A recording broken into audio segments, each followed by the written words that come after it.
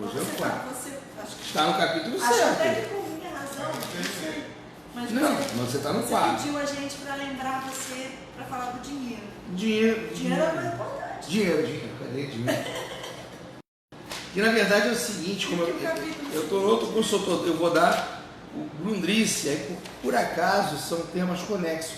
Que o Grundrisse é meio que um livro abandonado do Marx, né? É um livro que é conexo ao Capital. E aí você vai ler o Grundrisse, é interessante isso. Você lê o Grundrisse e acaba te ajudando. Não, mas tem coisa no Grundrisse. Aquilo que eu mandei hoje no grupo, eu achei por acaso.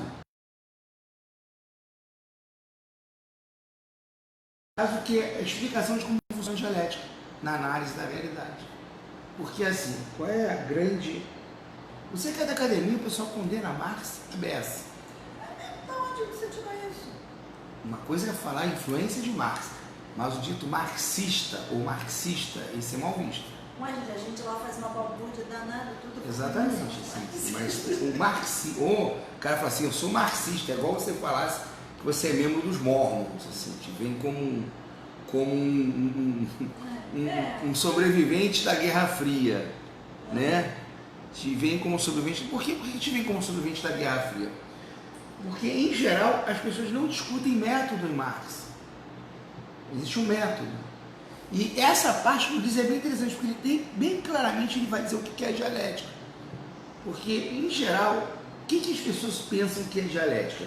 Primeiro, uma reificação de uma ideia, essa coisa, né? Que eu acho que quem colocou isso foi o Katz, mas eu acho que o José Paulo Neto podia também escrever um texto sobre isso, que é a reificação, uma ideologia reificada. O que é uma ideologia reificada? O marxismo é tipo o marxista testemunho de Jeová. O marxismo serve para tudo, né? Você não vê que agora tem até aplicativo de namoro do PT, petista só namora com petista? Gente, eu vi isso. Né? Então, isso é o marxismo, é a reificação. Isso acaba virando uma forma de imagina como é que você vai controlar os afetos, né? É a mesma ilusão que já teve a igreja, né? O afeto você não controla, você não... O afeto... E aí? Tudo bem? Ninguém controla o afeto, né? Então a pessoa está querendo controlar até o afeto. Então essa coisa da reificação do marxismo virar tipo uma religião mesmo. Então você não precisa pensar, você, por exemplo, olha Nelson Rodrigues, que pode servir para Marx, pode servir para qualquer coisa, pode servir, por exemplo, tem algumas amigas feministas que falam, lê o Nelson Rodrigues porque ele é machista. Ele é um machista. Não, ele é um machista, mas a literatura dele... Eu não sei nem se ele é moralista, lendo, eu acho que denuncia a moral. Não, sim, mas ele mesmo... Ah, não, tô falando... Não, tá, mas a gente não lê o literato, né? A gente lê a obra. A obra é como pouca gente sabe, o Luiz Gonzaga era uma tremenda reaça. Mas o Capital... Ah, isso é fantástico, cara. Essa é fantástica, eu sugiro para todo mundo. Foi o meu, esse livro aqui... Eu achei bom, melhor que não, o Oitão. Não é. Vamos lá, vou botar cada coisa no seu lugar. Não, Isso é um resumo. Sim, não. São 6 livros condensados em um. O da Boitempo, não é? Não. Uma adaptação. Isso aqui não. Isso aqui é o original, traduzido. Nossa, mas como é que eles botam esse título para o Marx? Não, mas vamos lá. Edição resumida, está escrito resumida. Não, mas não, você fez muito bem. Esse é o primeiro Capital que eu li. Poxa. Mas é muito bom. Isso aqui é bom. Assim, ó, é um ótimo livro de auxílio e ele trabalha muito com os conceitos. Aqui te dá todos os conceitos. Mais-valia relativa, mais-valia absoluta, capital fixo, capital constante, capital Eu variável. achei assim mais tranquilo de ler do que eu vi. Tem esse aqui em PDF. Comecei a ler e falei assim, poxa. Sim, mas o que ele fala? Métodos para o aumento da mais-valia. Não existe esse capítulo no Marx. Porque, na verdade, aqui eu diria que isso é um curso. Curso de o capital vale muito a pena. Não, olha só, não fique triste. Eu vou comprar para mim, porque eu tinha um desses, vermelho, que meu pai me deu. Livro bom é aquele livro ruim é aquele que te devolve. Alguém pegou e não me devolveu. Né? Muito bom, é muito bom. Muito bom. Eu sugiro a leitura, é muito bom. Sim, mas não é o Capital. Quer dizer, não é. Não é. Mas olha só, você está lendo Capital, você está tendo dificuldade. Você pode ler esse livro, você vai captar os conceitos. Lógico que ler o original é sempre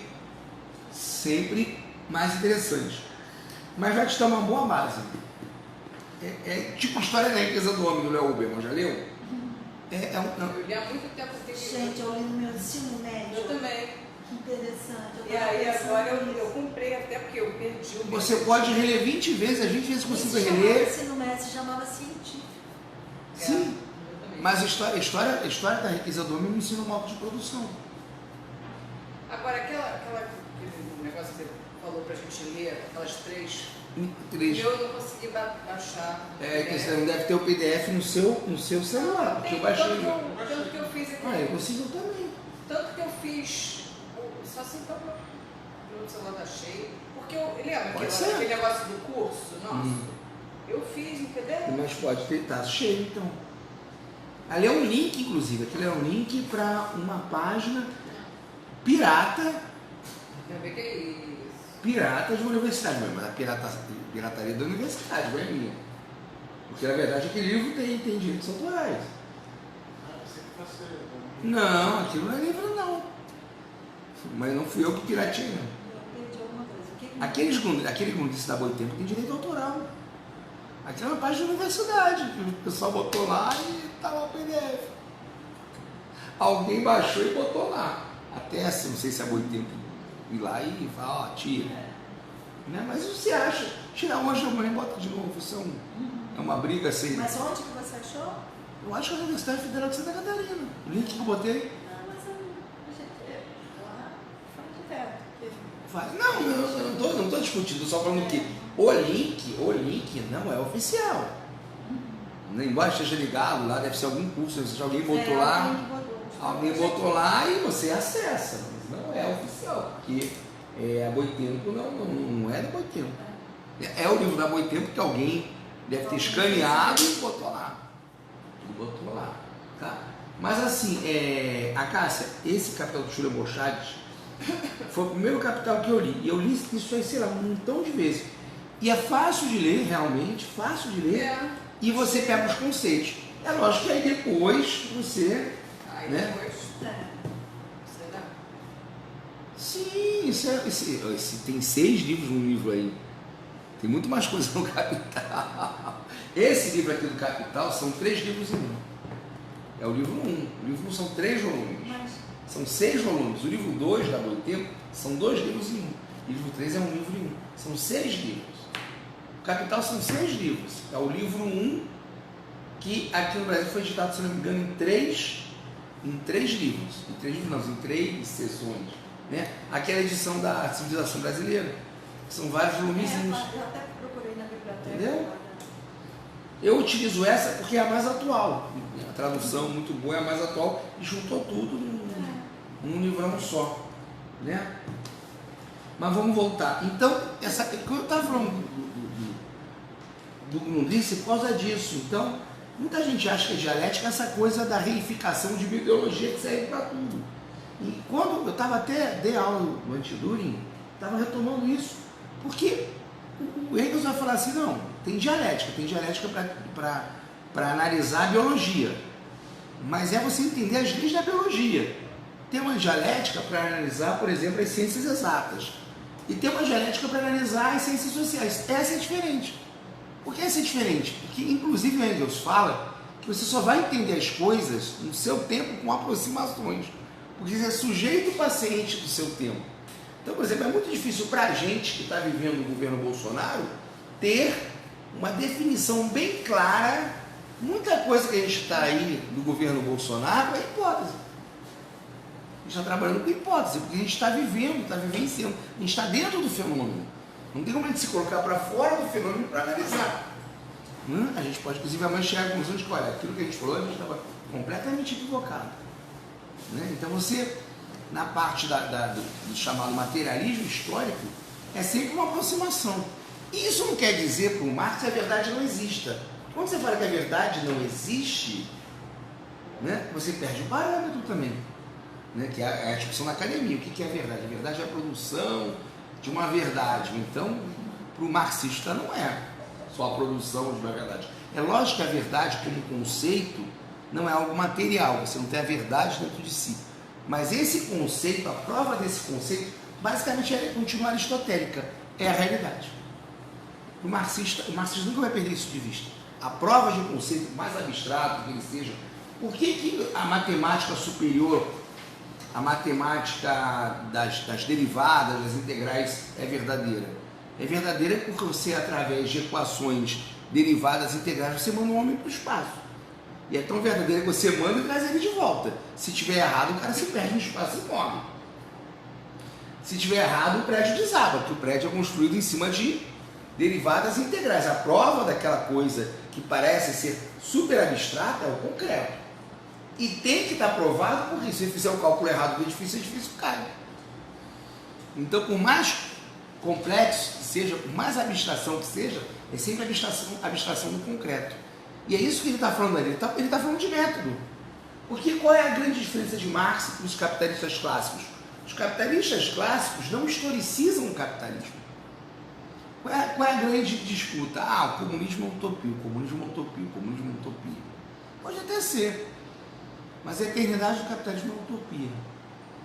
O que o Marx faz, ele inverte, ele fala, vem cá, existe um DNA capitalista, DNA do mundo, do universo. O universo é uma conspiração capitalista, as nebulosas são capitalistas, o sistema solar é capitalista, a galáxia é capitalista, o mundo existiu pro capitalismo ou o capitalismo é uma forma histórica determinada que foi construída, como uma forma histórica determinada construída, também pode ser destruída. Então ele começa a desmitificar, na verdade, o capital, ele vai desmitificar os clássicos. Ele vai bater nos clássicos, ele vai falar assim, não, os caras são muito bons, essas leis que eles acharam são válidas, só que não são leis naturais. Eles colocam como natural por eles serem defensores do capitalismo. Isso é uma forma ideológica também. Porque o que não é natural? Aquilo que é anticapitalista. Tudo que for anticapitalista é ideológico, tudo que for capitalista é natural. Justnaturalismo.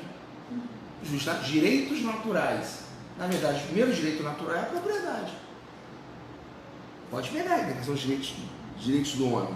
Estão todos relacionados ao fim e ao cabo, à propriedade. Isso, quando você é o capital grandão, é que você vai ver esse discurso. Aí você vai aprender mais-valia, vai aprender mais-valia absoluta, mais-valia relativa, mais-valia por peça, mais-valia por hora. Vale muito a pena. Mas aqui tem mais coisa. Esse aqui tem. O quê? Esse também tem. Tem tudo também. Não tem esse discurso completo. Não tem, porque nem dá. O discurso, assim, a explicação que o Marx dá, né? É igual você tentar traduzir lá o Machado de Assis, porque a gente traduzindo o Machado de Assis. Eu sou terminantemente contra a adaptação. Não, mas olha, esse livro é mais que uma adaptação. Esse livro, para mim, é um curso. A única coisa que me incomodou é que eles não podem colocar esse título. Não, mas aí tem esta pequenininha aqui que eu não vi. Então, mas... Edição resumida, né? Na verdade, não é nem edição resumida, né? É uma versão. Na verdade, é uma versão do Julian Bochart. É uma versão dele. Até porque não tem como resumir, né? É sempre uma versão. Mas é boa sim. Não é ruim, não. Não dá pra fazer isso com Machado, que tem literatura. É, claro. Não, mas... Dá nem pra eu devolver? Mas aí tem... Não vale a pena devolver, se quer dar pra mim, eu compro quanto é que tiver. É bom, eu tô dizendo, esse livro é bom. É bom, é de verdade. Eu vou comprar pra tem mim. Tem o David Harvey como ler o Sim, Eu vou comprar esse. O que você acha? Mas pode comprar esse. Você prefere esse aqui? Não, pode comprar os dois.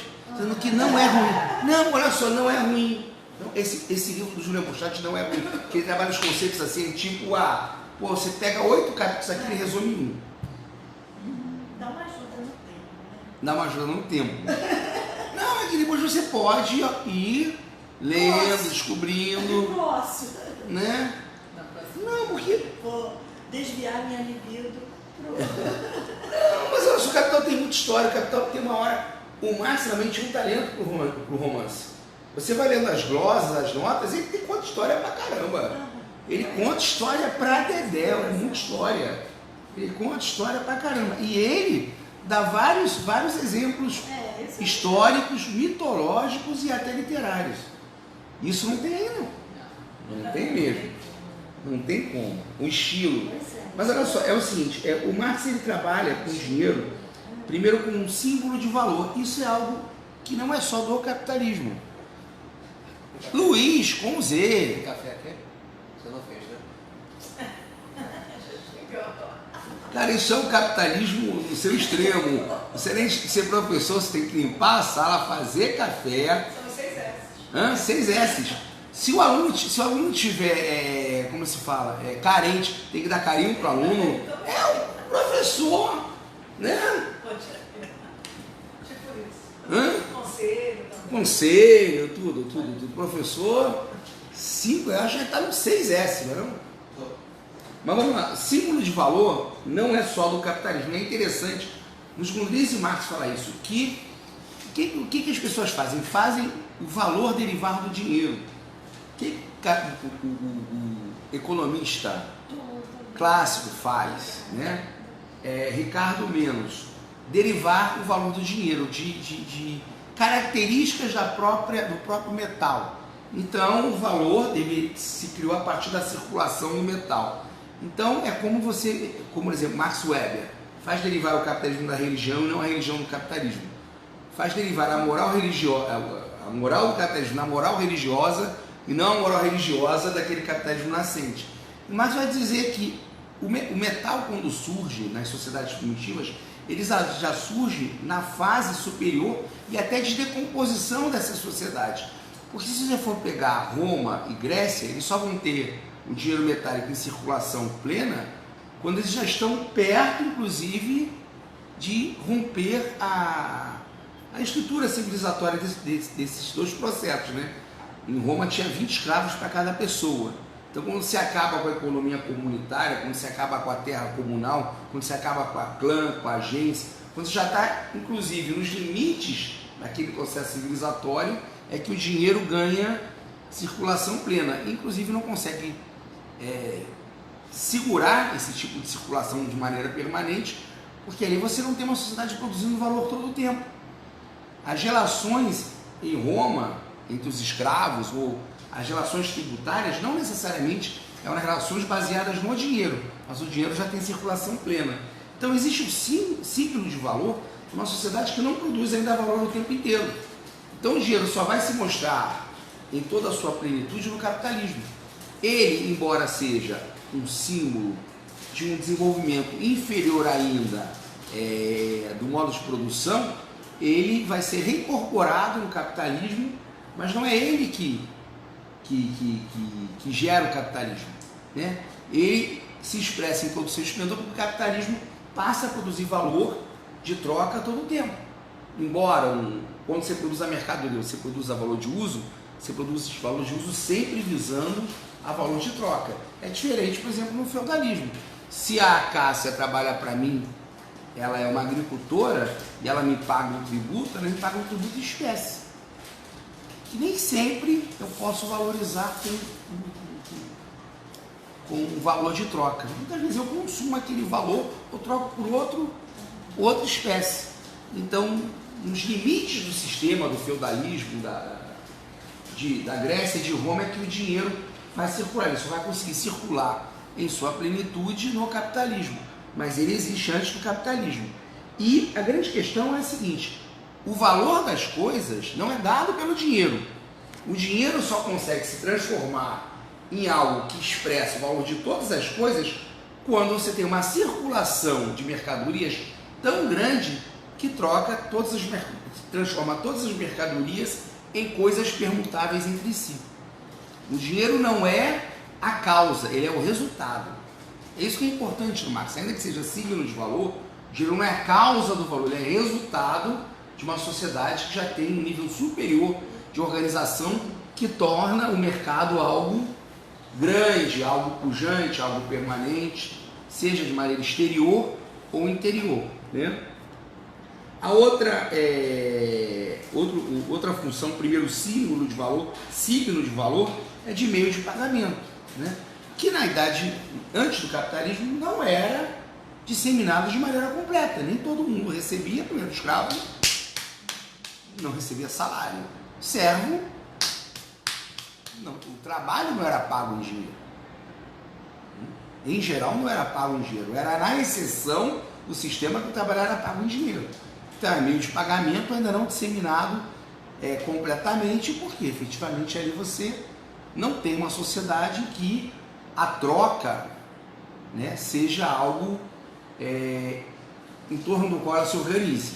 Mas meio de pagamento, primeiro de maneira ainda limitada antes do capitalismo, depois do capitalismo, né, algo comum. A terceira forma é antitética, olha que coisa esquisita, né? A dialética. A terceira forma do dinheiro, ela é antitética ao capitalismo, mas ela prenuncia o capitalismo, que é muito típica das grandes civilizações orientais, ocidentais, pré-capitalistas, que é o entesouramento. Entesouramento, muita gente confunde e acha que o entesouramento é capital. O entesouramento é a negação do capital. E se você acumula para entesourar, você nega a circulação. Mas ele é um pré-requisito para o capitalismo. Se você não tiver entesouramento, se não tiver acumulação, você não pode ter a circulação, uma determinada quantidade que transforme dinheiro em capital. Porque uma das pré-condições para dinheiro ser capital é uma acumulação primitiva grande. Porque, por exemplo, para eu montar uma fábrica, eu não vou montar uma fábrica com 5 pessoas. Uma fábrica ser uma fábrica, eu vou ter que ter capital inicial, ferramentas, mercadoria para transformar, insumo para transformar mercadoria numa quantidade grande. Para isso, eu preciso de uma acumulação primitiva. Mas se eu acumulo para entesourar e não para comprar mercadoria, vender e ganhar mercadoria mais alguma coisa, isso não é capital. Então, embora o entesouramento seja antessala do dinheiro como capital, ele é antitético ao dinheiro como capital. Deu para entender isso? Não? Está muito esquisito. Você tem que ter um entesouramento em grande quantidade para chegar ao capitalismo. Se é uma acumulação primitiva, você não chega ao capitalismo. Mas se você pega na antiguidade, existia entesouramento mesmo. Os grandes sultões, os grandes califas, os grandes reis entesouravam. Mas se você entesoura, você não está circulando. No capitalismo, a pré-condição para que o capital funcione é a circulação. A acumulação primitiva ela é pré-requisito para que o dinheiro se transforme em capital. Mas entesouramento é contrário ao dinheiro circulando como capital. Você fala assim, não, mas o capitalista ele não quer entesourar, não, ele quer acumular, mas não entesourar. Então ele precisa que aquele valor circule todo o tempo para que ele se revalorize, né? Que é uma das grandes contradições do capitalismo. O capital de 1 trilhão, ele é algo pesado, mas ele também é algo muito frágil, né? Que é só que esborou no ar. Porque ele precisa de um circuito de reprodução ampliada funcionando a pleno vapor para ele não virar pó. Essa é a grande contradição do capitalismo. Quanto maior o capital, mais facilmente ele pode se tornar pó. Não estou falando do Aécio, estou falando de capitalismo.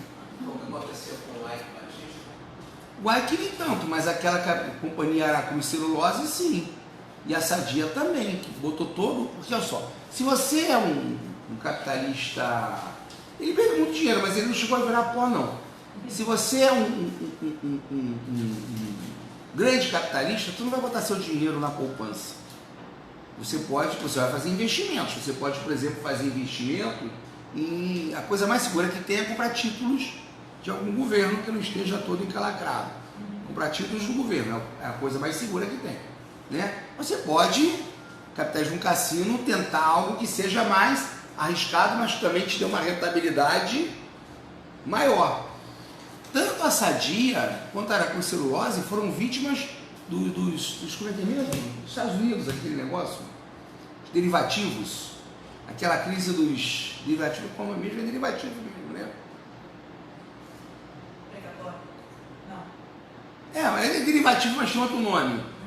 O que era aquilo? O que era um derivativo? Que é a história do boom imobiliário. Eu já contei essa história aqui. Você, na verdade, o que você vendia não era imóvel. Os juros. Por que caiu a ideia de que juros, dinheiro gera dinheiro? Por que Marx foi ressuscitado? Qual foi a grande derrota do marxismo depois de 91? O capitalismo começou a anunciar que dinheiro gerava dinheiro, não precisava de trabalho. dinheiro gerava dinheiro sem trabalho. Tem gente que acredita que sim, o capitalismo moderno gera dinheiro em cima de dinheiro sem precisar de trabalho.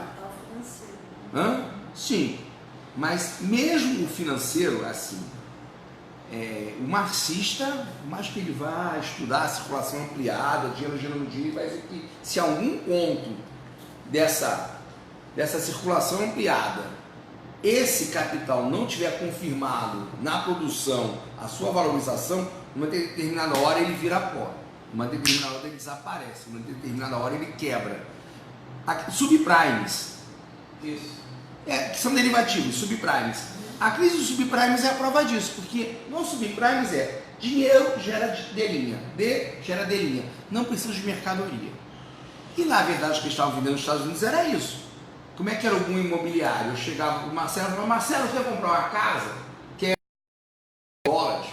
Pô, mas é muito acima da média, não tem problema. A garantia é a própria casa. Você ganha quanto? Eu ganho 5 mil por mês. Não tem problema não. A gente compra, hipoteca a sua casa, a garantia é a casa. Beleza. Marcelo comprava a casa, ficava todo encalacrado, pagava, sei lá, 10 meses. Só que eu chegava e vendia a minha empresa. Falava, olha, a minha empresa, ou as empresas imobiliárias, vão ter o lucro no ano que vem de 100%. Quem quer participar disso? Aí eu não vendia nem a ação da empresa, eu vendia o tal do subprime, do derivativo. Eu vendia o lucro futuro. Vocês veem Capitalismo e História de Amor do Michael Moore, eles mostram isso, que eram equações complicadíssimas que ninguém sabia resolver. Porque na verdade tinha que ser obscuro. Então você comprava, qual vai ser o lucro? Não, tem uma derivada. Por isso que era derivativo, tem uma derivada aqui, o cálculo do lucro para o ano que vem é Fazenda Boi Gordo no Brasil, dava 40%. Isso era muito louco, cara. Mas todo mundo investia. Fazenda Boi Gordo no Brasil, alguém lembra da Fazenda Boi Gordo? Era lucro de 40% ao ano, subiu com o dinheiro de todo mundo. E você vai querer ficar fora disso? 40%, 50%, 60% de lucro ao ano? E aí eles passaram a vender, não era mais casa que eles vendiam. Eles vendiam lucro futuro. Mas é assim que funciona. As ações dessas empresas foram lá em cima. As pessoas apostando no lucro futuro. Eu vou investir na empresa da Acácia, porque no ano que vem a empresa dela vai ter 100% de lucro. Então, pô, se eu estou botando $20 em ação, ano que vem, mas eu não boto $20, eu boto 20 mil. Então, na verdade, a empresa da Acácia não está mais ganhando com o imobiliário. Ela está ganhando com as próprias ações e com lucro futuro que ela nem teve. Ela pega o dinheiro da Moira para pagar a Acácia e pega o dinheiro da Acácia para pagar a Anélia, pega o dinheiro da Anélia e paga o André. Vai dividindo dividendos em cima do que ela está ganhando é na bolsa, na especulação, não é vendendo casa. Só que o Marcelo já parou de pagar a casa dele faz muito tempo. Faz muito tempo. E o capital dessa empresa está erodindo. Aquelas agências de risco diziam que não. As pessoas continuavam a aplicar o dinheiro gozosamente, até que alguém fala, olha só, se o Marcelo não está pagando, se o Luciano não está pagando, se o João não está pagando, se o André não está pagando, cadê a liquidez dessa empresa? Cadê esse lucro? Esse lucro era uma especulação absoluta. Esse lucro, não dá para... Eu tenho telefonema agora não, tem alguém, acho que da CUT me ligando. Esse lucro era de uma especulação absoluta. Por isso que dinheiro não gera dinheiro. Só que alguém fala, olha, eu acho que essas agências de risco estão mentindo. O lucro dessa empresa que tem que ser de 100% do nível e não vai ser nada. A Moira, que foi avisada antes, muito espertamente, botou as ações dela para vender, conseguiu vender. Aí a casa falou, porra, peraí, se a Moira vendeu, tem alguma coisa, eu vou vender também. Só que já não dá mais tempo. A Moira vai vender e não consegue, a casa vai vender e não consegue, a Nélia vai vender e não consegue, o André vai vender e não consegue. Aquelas ações que valiam uma fortuna, ninguém quer comprar, não estão valendo mais nada. A empresa não tem liquidez. Aquele lucro planejado de não sei quantos bilhões virou literalmente pó. $500 bilhão foi para o saco. $500 bilhão. A Sadia foi para o saco. A Aracruz foi para o saco. Porque toda a liquidez que ela estava nessas ações, as ações viraram pó. Como é que você faz a empresa Tanto que foi até esqueci até aquele cara do interior de São Paulo que comprou Aracruz Celulose, o engenheiro do BNDES. A Perdigão, operação do governo Lula. A Perdigão comprou a Sadia com o dinheiro do BNDES para não quebrar, porque ele achava que o quebra-quebra que ia dar no setor de frango, interminável, se estava certo, se não estava. Comprou, o governo brasileiro deu dinheiro para comprar, para não quebrar. A empresa era ultra bilionária, no dia seguinte descobriu que não tinha mais nada. Onde está todo o seu dinheiro? Como é que eu cumpro meus compromissos agora? Então, por isso que a história que dinheiro gera dinheiro, é que é lógico que você bota na circulação tanto canto que você não vê mais. Mas se em algum lugar desse circuito, o circuito travar, e alguém falar, olha, essa operação que você fez aí não vai ser remunerada, porque o circuito de reprodução parou, todo mundo se ferra. Aí Marx ressuscitou, falou, ó, chama o velhinho lá que deu merda. O que o velhinho falou que D não gera D1 sem M, não existe valor sem trabalho, sem reprodução de trabalho não tem valor, né? É verdadeiro. Então essa ideia de que dinheiro gera dinheiro, né? Mesmo sendo meio de troca, o valor que o dinheiro representa vem da quantidade de tempo de trabalho necessário em cada mercadoria. Por mais que isso, por exemplo, seja juros. Juros é custo de dinheiro, é dinheiro vendido com valor de uso. Eu pego um dinheiro 20% de juros que eu quero usá-lo em outra coisa. Para ela está vindo um valor de uso para mim que vou investir em alguma coisa, né? Quando ela vem já virou valor de troca. Para mim é valor de uso, que eu vou usar para comer ou para viajar, até o dinheiro vira uma outra mercadoria. Por isso que, como signo de valor, ao contrário da referência ser o ouro é referência do tempo de trabalho socialmente necessário. É isso que o Marx está explicando. O ouro, ele serve como valor universal porque ele é raro, ele se gasta muito tempo para encontrá-lo e para transformá-lo. Então o tempo de trabalho socialmente necessário daquele ouro, ele consolida muito trabalho num pedaço muito pequeno de metal. Todo ferro do mundo vale mais do que todo ouro. Mas o ouro, como é raro, e você para pesquisar, para achar, para transportar, para burilar, né? Para isolar o ouro, o tempo que você leva é muito maior que o do ferro. Então, 1 grama de ouro vale mais do que, muito mais do que 1 grama de ferro. Como ele consegue consolidar muito tempo de trabalho nele, ele vira valor representativo universal da riqueza. Mas não porque ele é ouro, porque ele representa um tempo de trabalho socialmente necessário muito grande. Por isso que ele vira valor universal. Deu para entender isso? Porque os economistas eles falam que o dinheiro é representado no ouro por conta de condições inerentes ao ouro. Seria como se o ouro tivesse uma alquimia e através dessa alquimia ele transportasse seus valores para as coisas. Mas o ouro representa apenas valor de troca de outras mercadorias. E todo o valor de troca, no final, representa tempo de trabalho socialmente necessário. Até aí foi, né? Meio de troca com meio de troca, ele inclusive começa a se decalcar do valor ouro, porque no capitalismo plenamente desenvolvido, você começa a fazer trocas simultâneas e às vezes você não tem a quantidade suficiente de ouro para essas trocas. E você começa a emitir letras de câmbio, notas de papel de diversas formas, que vão dar origem ao dinheiro, que representam nominalmente um valor ideal de ouro. Então, ele como símbolo de valor desgastado, ele apenas começa a emprestar, né, o seu símbolo para aquele dinheiro de papel, ou para aquela nota promissória, ou para aquele cheque, que no fundo também é não o valor ouro só, ele é o tempo de trabalho socialmente necessário determinado em ouro de cada produto, como se o ouro fosse o metro, como se o ouro fosse o quilo, como se o ouro fosse o litro. Pode falar. Roberto, nós somos poetas. Nós somos força de trabalho, não. Não é moeda. Nós não somos moeda. Eu vou explicar. Eu vou ter Porque salário, preço. A Xiaomi foi dar uma palestra no lugar, a palestra tinha uma temática.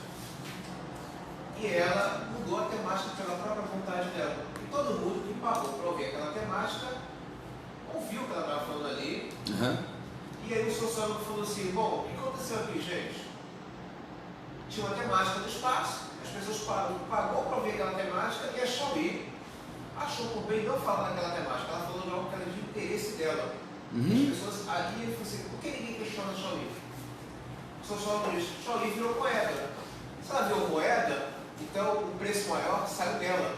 Tipo assim, ora, por que eu vou questionar essa moeda? Mas eu acho que é o sociólogo que quis dar essa explicação, cara, muito na boa. Tinha uma boa forçada do sociólogo. Entendeu? Eu falei, pô, tira essa dúvida com o Roberto, se realmente... Não, olha só, porque assim, Usou metaforicamente. olha só, aí a gente pode falar em fetiche. O homem é capital, aí o Marx fala capital. Se você transforma moeda em capital, o homem é capital humano, né? Que tem essa dupla, mas todos nós, não só a Xiaomi, que sofre essa dupla maldição, né? Se você é vendido, você está fudido. Se você não é vendido, pior ainda, porque você tem que vender a sua força de trabalho. Mas não é só a Xiaomi. E assim, quando você fala em moeda, porque a moeda, no final, não é ela que dá valor às coisas. Ela representa o valor intrínseco das coisas, que na verdade é medido por tempos de trabalho. Então você pode dizer que a moeda é trabalho. E aí você inverte tudo. A gente vai saindo de moeda, falar das outras coisas novamente, vai dar uma clarificada. Mas aí, cara, no meio acadêmico a gente dá uma forçada em tudo, cara. No meio acadêmico eu transformo... Eu tenho um amigo que foi campeão mundial da Olimpíada de Matemática e que sabe muito mais de matemática do que eu, né? Ele dá aula no IMPA, doutor. E ele tem a teoria de como transformar uma manada de elefantes em uma bolinha de gude. Na teoria pode, eu quero ver ele fazer. Ah, beleza, teoria ótima, agora transforma. Ah, não, mas na teoria não, na especulação.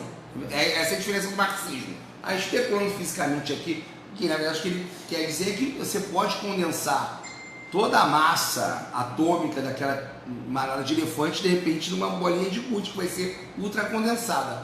Mas como é que você faz isso na prática? Não faz, né? Só na teoria. No meio acadêmico, cara, eu já vi as pessoas fazendo as coisas mais miseráveis. Promete uma coisa, entrega a outra e dá uma terceira desculpa.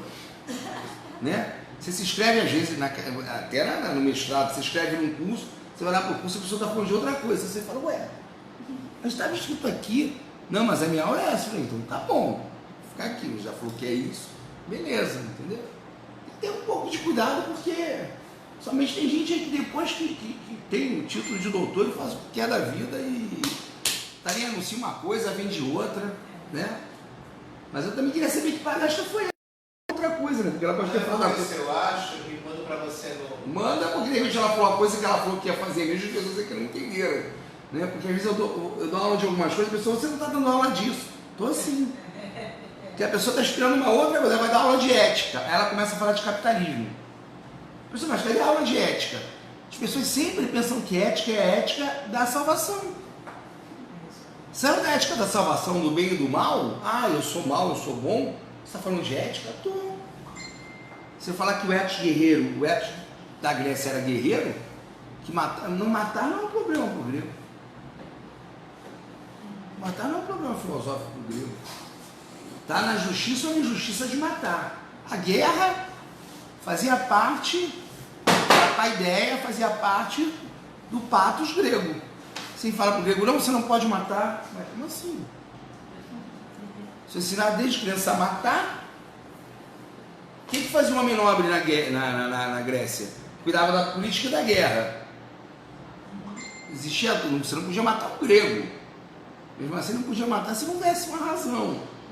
Então, é a partir da ética da salvação que, com a questão da eternidade da alma, o que eu vou fazer com a minha alma, aí, e a gente sempre pensa que quando a gente está falando de ética, tem que falar disso.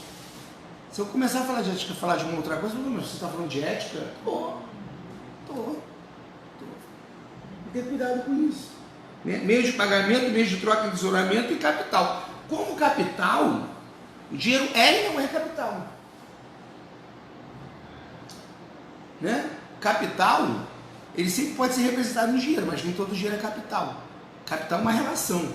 Você precisa ter um processo histórico capaz de levar a uma concentração tal de riqueza, e não só uma concentração tal de riqueza, a uma ordenação dos meios de produção e de distribuição, a um nível tal de avanço tecnológico e da produção em que você gera o capital. Senão não é capital. Senão você tem dinheiro, senão você tem tesouramento, mas você não tem capital, porque capital é esse processo onde você vai comprar alguma coisa, algum valor de troca que vai te dar um valor de uso maior. Já havia mais-valia no capitalismo, mas não havia capitalismo ampliado e sinérgico a toda a sociedade. Então, os conceitos de Marx não são conceitos assim, o capital é isso, capital é um monte de dinheiro. Não, pode ser só tesouramento. Capital tem que ser esse dinheiro que tem uma função. O capitalista é muito mais uma função do que uma pessoa. O capital é muito mais uma relação do que uma coisa. Né? Dinheiro não gera o valor, né? Circulação e reprodução, isso é muito interessante pelo seguinte, né? Produção é distribuição, produção não é circulação e produção é consumo. Porque todo modo de produção, ele não se diferencia só na forma como ele produz, porque sempre houve trabalho. Todo modo de produção é baseado em trabalho. Trabalho é a condição necessária de vida imposta pela natureza ao homem, seja no comunismo primitivo, seja no modo de produção asiático, seja no modo de produção escravista, seja no modo de produção feudal, ou seja no capitalismo. Mas o trabalho em cada uma dessas sociedades é diferente, não é igual. Né? Esse trabalho em que a gente só se objetiva como pessoa fazendo mercadoria, em que as mercadorias se tornam a nossa realidade, isso só pode ser dentro da sociedade capitalista. Isso é interessantíssimo em Marx. Marx vai dizer que a gênese disso não está nem na circulação, nem no consumo. Não está na venda, não está no consumo. Está na distribuição. Quem sempre pensa que distribuição é distribuição de produtos. A gente vai pensar que distribuição é a repartição da produção entre quem produz realmente e entre quem controla o processo de produção. Essa é a primeira distribuição. Você trabalha para mim, Cássia, mas você não é dona do que você produz. A primeira distribuição é a partição social dos produtos. Isso é pré-condição de entender o processo produtivo. Você está fazendo essa cara de estranhamento porque é estranho mesmo. A gente nunca parou para pensar nisso. Porque a gente já naturalizou. Você dá aula no colégio, o seu salário, embora o serviço não vai gerar mais-valia, pega a parte da mais-valia. Então vamos pensar que se o serviço gerasse mais-valia, o seu salário corresponde ao seu trabalho? Quem fica com uma parte do seu salário? Por quê? Porque eu estou prestando um serviço. Sim, viu como você já naturalizou, como você acha óbvio, como você acha normal? Como a gente já naturalizou, já introjetou e acha normal? Por quê? Isso não é um processo natural, isso é um processo histórico. Você precisa, para ser capital, ter historicamente uma classe de 99% despossuídos. Está muito frio? Não, só. Ah, tá. Sensível nos ouvidos. Minha classe. Não, eu perguntei sobre ele. Lembra a mulher paralítica do Batista? Era o Batista, era o Agildo Ribeiro. Plim, pare com essa campainha, mulher paralítica. Plim, plim. Era o Agildo Ribeiro, não era? A Bruna, tá vendo como eu sou velho? A Bruna. Plim, nada, plim. Olha só, capital é porque a gente já introjetou e naturalizou isso. E a gente nem parou, mas como assim? distribuição. A gente só pensa em distribuição no senso comum. Distribuição é produzir macarrão, vou distribuir para o mercado. Isso não é distribuição. Isso é comércio, isso é venda. Como é que vai se explica assim, né? Você falou, olha como já está naturalizado, está mesmo, né? A gente trabalha em todos os lugares e os lugares ficam parte do lucro porque eles são os donos. Sim, Né? já introjetou. Então, mas como é que ele trabalha essa questão? E eu já vi alguns questionamentos sobre isso, né? Não, mas aí tem a parte do investimento. Marx não justifica assim, não. Não, eu sei que não, mas estou dizendo, como é que é a visão do Marx? Eu já vi essa discussão acontecendo, né? Não, o que o Marx fala é o seguinte: dentro do capitalismo, primeiro, para ser capital, para ser capitalismo, você tem que gerar, pela primeira vez na história, uma gigantesca massa de despossuídos. Sempre houve massa de despossuídos. Mas, por exemplo, no feudalismo, esses despossuídos possuíam alguma coisa. Exatamente. Sim, mas uma massa que não produz, que não possui nada. A sua única ferramenta de trabalho é seu próprio corpo. E uma minoria muito pequena que controla os meios de produção. E esses meios de produção que só podem ser empregados através de produção de mercadorias. Então, assim, qual é a ideia? A gente introjeta tanto a questão da mercadoria que é uma outra coisa que eu no início tive muita dificuldade. Porque todo mundo acha que comunismo é dividir as coisas. Comunismo é dividir coisa. Comunismo é dividir coisa. Então, no comunismo, se a Amélia tem 2 vestidos, eu vou usar o vestido da Amélia, não importa, porque é comunismo, então tem que usar um vestido também. Ela não pode estar com 2 vestidos, todo mundo tem que ter um vestido, mesmo sendo homem e não sendo gay, eu vou usar o vestido da Amélia, porque como é que ela vai ter 2 vestidos? Todo mundo tem que ter um vestido. Essa é a ideia absurda de que efetivamente comunismo é dividir coisas. Nunca foi. Aí é repartição, é distribuição. Se é meio de produção, por isso que o Marx diz assim, quando o Proudhon fala a propriedade é um roubo, ele pergunta qual? Que propriedade é um roubo? Nem toda propriedade é um roubo. Né? Meu óculos é um roubo? Né? A propriedade é um roubo, mas eu sou meu trabalho e eu consegui alguma coisa com o meu trabalho, eu estou roubando de mim mesmo, mas é um monte dialético. Ele vai, tá. Vai lá, desenvolve isso, né? A propriedade, independente de ser fruto do esforço pessoal ou ser fruto de uma acumulação primitiva que é baseada no saque, na expropriação, não importa, ela reproduz uma condição em que uma imensa maioria que não possui nada além do seu corpo para vender, é obrigada a vender seu corpo, sua alma, seus movimentos, suas paixões, por uma minoria. Todo o tempo, a expropriação permanente dessa maioria. E o Marx fala o seguinte, bem, gente, eu preciso mexer no mercado, não preciso mexer no comércio. O que eu preciso mexer é na propriedade dos meios de produção. Não é na repartição, na distribuição, mas na distribuição dos meios de produção e do fruto do trabalho. Meios de produção, se são coletivos, se o André Luiz trabalhava num colégio privado que ficava com o dobro do que ele produzia em aula como lucro, agora nem produz mais lucro, até porque nem recebe, o colégio nem recebe mais dinheiro de ninguém, recebe subvenção do Estado, que é uma parte dessa repartição. Mas fazer o seguinte, a ideia que as pessoas têm, dá para explicar isso muito bem com a Petrobras.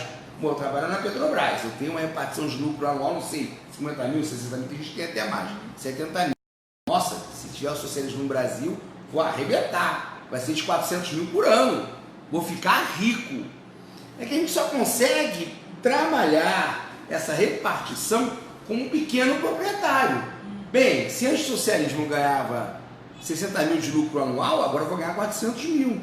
Mas não. Se toda a sociedade de livres produtores é dona em conjunto, ele não nega a propriedade. Eu não posso me apropriar do que não é apropriável. Eu vou me apropriar coletivamente. Em conjunto dos meios de produção, primeiro, obviamente, eu posso pagar melhores salários. O salário é o preço do trabalho. Eu posso elevar o preço do trabalho para que as pessoas comam melhor, tenham melhores condições de vida. Mas isso tem um limite. Eu não posso pegar tudo o que é produzido além do tempo de trabalho necessário para a minha sobrevivência e repartir para cada um. Porque, tá, e quem vai pagar a creche? Que eu vou pagar socialmente falando. Como é que eu vou manter a creche? Como é que eu vou manter a escola? Como é que eu vou manter a estrada? Porque, na verdade, na sociedade capitalista, isso são funções da repartição da mais-valia. E serviço não produz valor. Dentro da mais-valia, por isso que a mais-valia não é um lucro. Dentro da mais-valia está tudo embutido. Dentro desse sobre-trabalho está tudo embutido. Mas separando tudo. Temos trabalho socialmente necessário, força de trabalho, salário, preço, lucro, mais-valia, ele vai fatiando, vai explicando cada um. Então, se eu fiz uma revolução, eu não fiz uma revolução para a Anélia que tinha só 2 vestidos, tadinha. Agora tem 4, não é isso. Eu fiz uma revolução para todos terem acesso à escola. Para todos terem acesso a bens coletivos e também bens individuais. Não quer dizer que as pessoas não vão poder ser prósperas. Mas não vai ser ter uma coisa que vai me fazer ser. Eu não vou reproduzir a mentalidade de um pequeno proprietário. Mas olha, tem que liberar a sociedade dessa mentalidade de pequeno proprietário. Porque como ele só se vê no seu trabalho, do momento que ele é objetivado num salário, que é uma mercadoria também, ele só consegue ver o socialismo assim. Só consegue ver o comunismo assim, não consegue ver o comunismo como algo que, por exemplo, vai te libertar do trabalho. Você já viu como a gente trabalha? Pouca gente sabe que é uma das coisas mais interessantes do Marx. Tem um livro muito legal, né? Vamos fazer fofoca do Marx aqui, vamos tricotar, falar mal do Marx. Né? Marx odiava o jeito do Lafargue. Mas aquele livro do Lafargue, O Direito à Preguiça, é muito marxista. Ele não está sacrificando o Marx, porque o Marx não gostava do cara. O Lafargue era latino-americano, se não me engano, ele nasceu Guiana Francesa.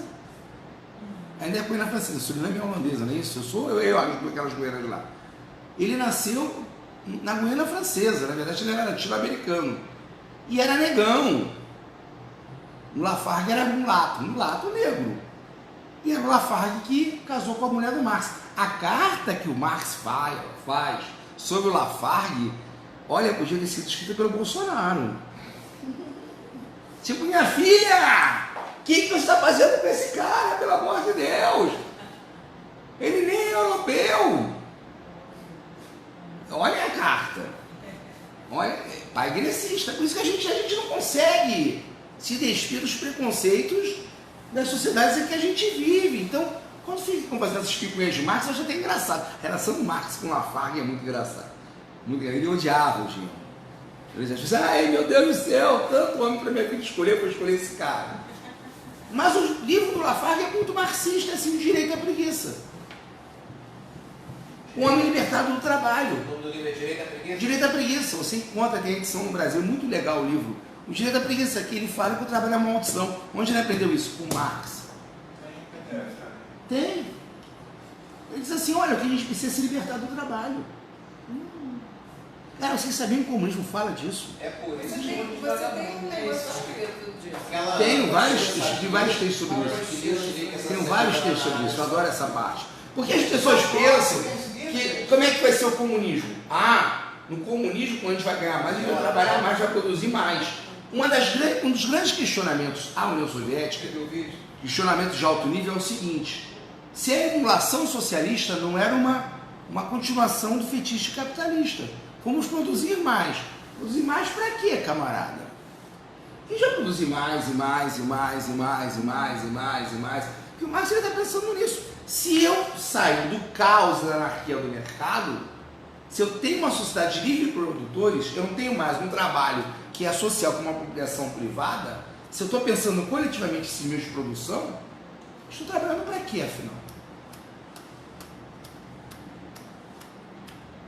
Eu deixo de ser escravo da mercadoria. Isso é fantástico, está tudo isso aqui no Capital. Está no Capital. Ele não está só falando. E o Marx fala, o Engels fala, se é só para dar um salário melhor para o operário, não precisa de movimento socialista. Se é para só melhorar a vida do operário, não precisa. Ele quer libertar o humano. Ele quer emancipar o humano, o capitalismo. Porque o processo, por isso que a gente tem o cara uberizado. O processo capitalista cria o cara que fica com um cacho de tartaruga nas costas e acha que é um pequeno empreendedor. Não é. Porque ele só é alguém do momento em que ele cria o salário dele, que é uma mercadoria também. Então é fantástico isso. É muito, a dialética intrínseca de tudo que ele fala é fantástica, né? Então assim, o Marx vai dizer o seguinte: é uma sociedade que produz mercadoria o tempo inteiro, é a primeira. E reproduz o homem como mercadoria, como a pré-condição do capital, uma pequena classe possuidora e uma grande classe despossuída, essa classe só reproduz a sua vida se prostituindo. Essa classe despossuída só reproduz a sua vida vendendo não o seu trabalho. É muito importante isso. A classe trabalhadora não vende seu trabalho, vende sua força de trabalho. O trabalho ela reproduz a todo momento. E é mais complexo, Marx. Marx fala que o trabalho não tem valor. Olha só, o trabalho é que gera valor. O valor das mercadorias é tempo de trabalho socialmente necessário. Mas o trabalho não tem valor. E funciona. Toda vez que vem para essa aula, fuma uma coisa estragada. Toda vez que vem para essa aula... Tanto é que ela passou mal na passada. Foi a maconha estragada que estava aqui no ar. Olha só, ele está dizendo que todos os valores não é o dinheiro que dá valor à carteira, é o tempo de trabalho socialmente necessário. A geleia de trabalho que tem na carteira que forma o valor da carteira. Né? Que a pessoa vende sua força de trabalho, que tem um valor que é um salário que eu já vou explicar depois. E que ao mesmo tempo o trabalho não tem valor. Quem tem valor são os trabalhadores. E esse valor é o salário. E o salário é o mínimo, olha o que o Marx fala. Isso é mais uma complicação. Vamos falar de salário, venda de força de trabalho. O salário é o mínimo necessário para a produção e reprodução da força de trabalho. Produção e reprodução, você tem que ter filhos. Se a classe trabalhadora não tiver filhos, todos os filhos da classe trabalhadora morrerem, você não consegue reproduzir a ferramenta mais importante do capitalismo, que por pior que se fale que não, é a classe trabalhadora. Só a classe trabalhadora é capaz de reproduzir valor. Então, o mínimo necessário é uma grande discussão, porque muita gente pensou que o Marx era um bolsonarista safado que estava defendendo que a classe trabalhadora tem que ganhar mal. Porque tudo no Marx é muito dialético. O que é o mínimo necessário? O mínimo necessário é o mínimo histórico. Depende do desenvolvimento das forças produtivas, depende do grau de desenvolvimento da classe trabalhadora, depende, inclusive, do desenvolvimento das trade unions, dos sindicatos, das leis que os trabalhadores impõem à burguesia. Esse mínimo necessário vai depender. Na África vai ser um, no Brasil vai ser outro, na Europa vai ser outro. De acordo, inclusive, com o grau de desenvolvimento dessa classe trabalhadora. Estão entendendo? Só que o salário é o preço que eu tenho. O salário que a Cássia tem é um preço, o salário que o Marcelo tem é um preço, o salário que a Nélia tem é um preço. E o Marx vai mais ainda. Uma das brigas que ele tem com o Düring e com o Proudhon é porque o Düring e o Proudhon, eles veem a economia de uma maneira moralista. E muita gente acha, por exemplo, eu estou dando aula, a pessoa fala aqui, estou só fechando umas coisinhas aqui, tá? Muita gente fala assim, o trabalho da Nélia, que é a professora doutora da FRJ, vale muito mais que o trabalho de um gari. Ponto. Que absurdo! Se é elitista! Está querendo defender que só porque ele é professora do FRJ ele tem que ganhar mais. Não, eu estou discutindo força de trabalho. A força de trabalho é um produto como qualquer outro, tá? Se eu tenho aqui um celular e tenho uma carteira, o que vale mais? Por quê? Não está cheio. Tempo de trabalho socialmente necessário. Quanto tempo de trabalho é necessário para formar uma professora do FRJ? Quanto tempo de trabalho é necessário para formar um gari? Não é um valor moral. O que fez o Proudhon atacar o Marx, o que fez o Düring atacar o Marx, é colocar a moralidade na economia. Ao dizer isso, não estou dizendo que está certo, não. Estou dizendo que é assim, o capitalismo é assim. Nós temos um valor de acordo com o preço, inclusive do tempo, que esta mercadoria, nós não somos moeda, nós não somos mercadoria.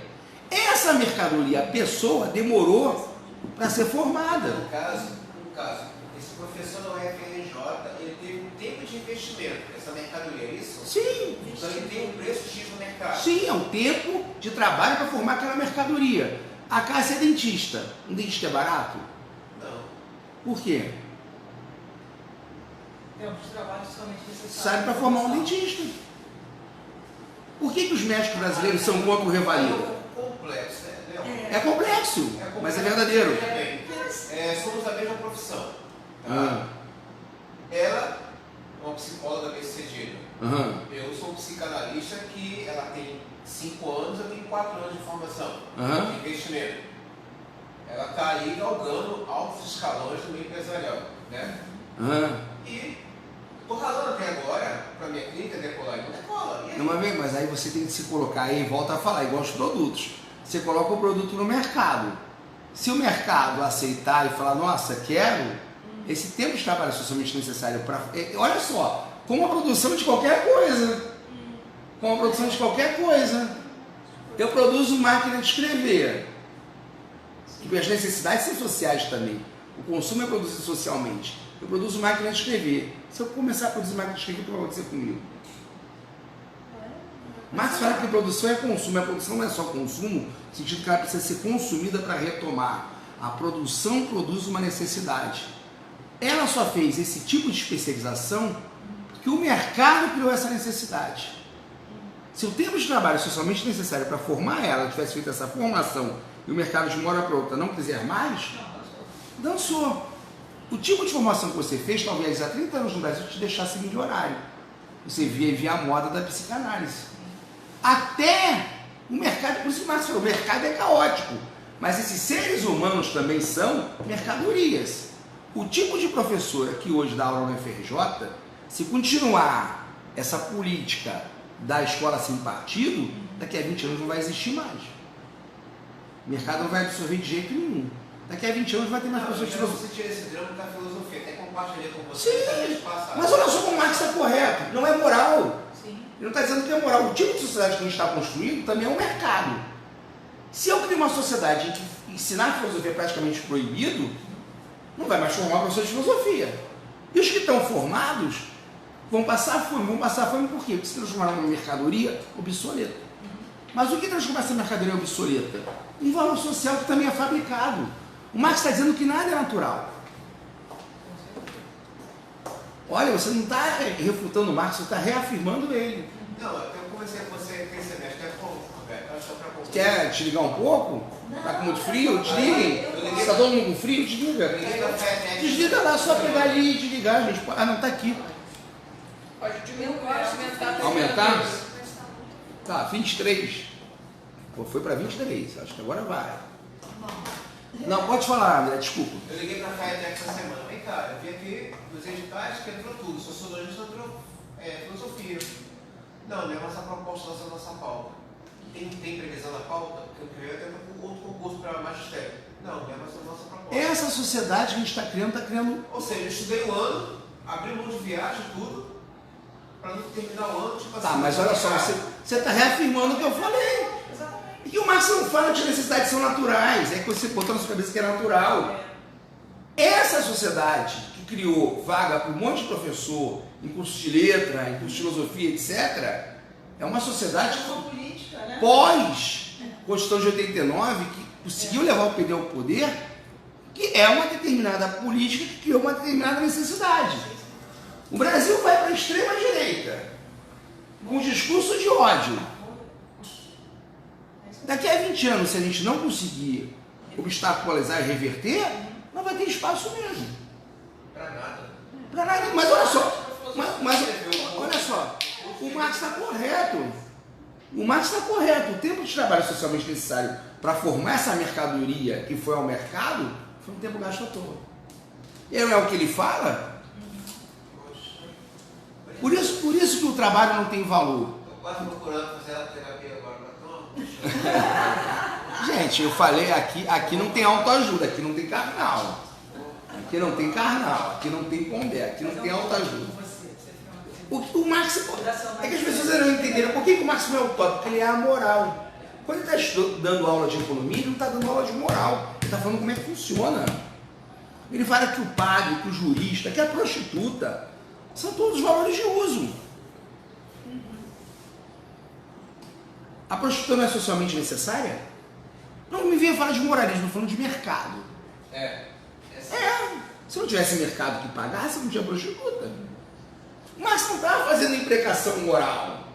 Ele fala que a cachaça não era, ele falava que a aguardente era tão necessária para o capitalismo quanto a batata. As necessidades sociais são criadas, o consumo é criado na produção. Ele é muito genial, muito antes da propaganda. A propaganda é apenas o resultado disso. Que faz o inverso daquela escola austríaca, né? Da demanda, né? Sim, não é a demanda que cria a produção que cria a demanda. A produção que cria a demanda. A lei de Ceia, ele passa por cima. É o inverso, exatamente. Você vai criando necessidades sociais. Você cria a sociedade que consome seu produto. Né? Então, efetivamente, uma sociedade mais desumanizada, uma sociedade mais fascistizada, uma sociedade mais tecnológica, não vai ter espaço para você sociologia nem de filosofia.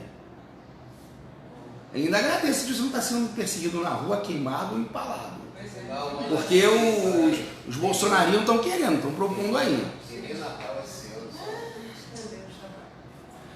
Gente, olha só, o Marx não é moralista. Vocês querem ler o moralista? Ele é moralista no outro sentido, que é uma outra discussão, mas não é a discussão da aula de hoje.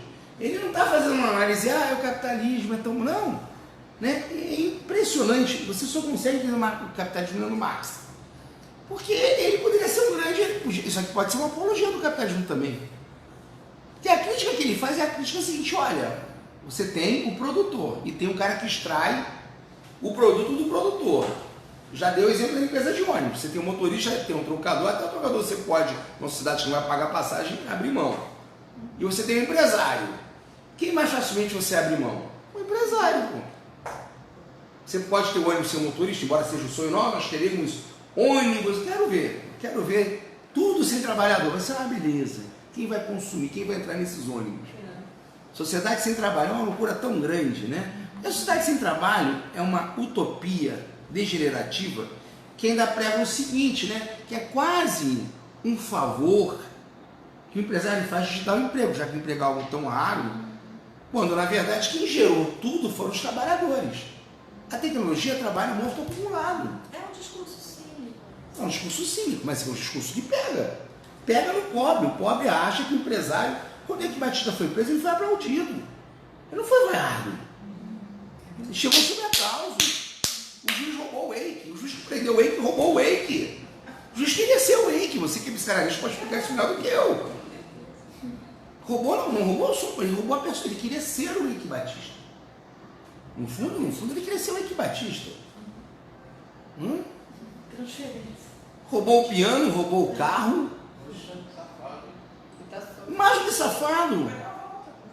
Foi dar a volta. Ele se tornou o fiel depositário do carro do Eike. Ele se tornou o fiel depositário do... Ele nem sabia tocar piano, aquela porcaria, velho. Ele botou o piano lá porque ele queria... É um fetiche. Se ele pudesse, ele se apropriava da uma, mas já estava até separada. Se ele pudesse... É fetiche. Fazia parte do Aquela pai. ali, Qualquer um. ali é qualquer um. Hã? Aquela mulher ali. Não, pelo amor de Deus, não. Estou falando outro comentário. Às vezes, ele estava encarnando o personagem. Ele estava encarnando o personagem. Ele é mais do que roubo, ali é questão de... Mas a gente prendeu o cara, filho, eu vou te levar para o psiquiatra, tá com problema. Tu encarnou o personagem, você, na verdade... Você quer ser, né? Quem a sociedade diz que é o... Que é o cara que gera o emprego, que gera o trabalho, que personifica. Exatamente, né? Então, entenderam como o trabalho, você compra a força de trabalho, e o valor da força de trabalho é o salário. E o salário é o preço do trabalhador, que é diferenciado. Quanto maior tempo de trabalho necessário para formar aquele trabalhador for despendido, desde que indo ao mercado ele seja necessário, maior vai ser o custo. Por que a categoria, não é a classe é outra coisa, a categoria dos médicos, mas a maioria, não todos, são contra o Revalida, são contra os médicos cubanos. Porque se você tiver uma quantidade maior de médicos, não tornar isso algo raro, vai baixar o preço. Reserva de mercado. Fora que se você acabar com a saúde privada, como tem países desenvolvidos, você acabou o médico rico. O médico pode até ser bem assalariado. Na Inglaterra ele é um assalariado de bom nível, mas ele, se não tem a clínica privada, como é que ele vai acumular mais-valia? Não tem como. Então a categoria dos médicos no Brasil, uma boa parte, tem uma percepção burguesa de mundo. Não querem curar ninguém, eles querem acumular capital, enriquecer. Olha, o Marx está ali, cara. O Marx explica um travou. Você lendo isso aqui, o Marx está explicando tudo. Explicando esses fenômenos todos. Porque ele diz que isso aqui não gera só produto, gera consciência. A consciência dominante de uma determinada sociedade é a consciência da classe dominante. Então, até hoje foi dinheiro, força de trabalho. Entendeu o que é a força de trabalho? Você não vende o trabalho, você vende a força de trabalho. E o preço da força de trabalho é o salário. O salário é o mínimo indispensável para a reprodução do indivíduo e da classe trabalhadora. E as variações, as idiosincrasias, são ligadas ao tempo de trabalho necessário à formação dessa força de trabalho. Lógico, relacionado com a sua necessidade com relação ao próprio mercado. Você é uma mercadoria. Então, o salário não é uma cota parte da produção. Você não é sócio do capitalista. O capitalista não compra seu trabalho, ele compra sua força de trabalho. Ele é seu dono. Ele é seu dono. E ele é dono de toda a classe. E o trabalho, já que você é uma mercadoria e você se vende uma vez por toda, o trabalho é algo exterior a você. O seu trabalho o trabalho dela vale mais, que ela ganha mais. Então o que reifica o trabalho? O dinheiro. O trabalho é mercadoria dos dois lados. A mercadoria quando vende, quando você recebe seu salário. Porque esse trabalho só faz sentido para você, nossa, eu trabalho 10, 12 horas por dia, mas eu ganho bem. Por mais que você possa assim, né, dizer, não, estou trabalhando com prazer pessoal, por isso, por realização, você no fundo só justifica tudo que você faz, 10 horas de trabalho, 11 horas de trabalho, 12 horas de trabalho, 14 horas de trabalho, mais curso, mais mestrado, mais doutorado, mais pós-doutorado, porque você consegue objetivar esse tempo de trabalho em mercadoria. Esse trabalho é lei a você. O objetivo do trabalho é o salário. O salário é mercadoria. Então o trabalho é o objetivo. O salário é uma mercadoria? É uma mercadoria. Quando você ganha, olha só, vou para uma fábrica de bomba e vou ganhar 20 mil por mês. Eu estou cagando se essa bomba vai cair na cabeça dos outros. Já viu tiros de Columbine? Você sabe o que é Columbine, aquela cidade dos Estados Unidos? É uma cidade que fabrica armamento.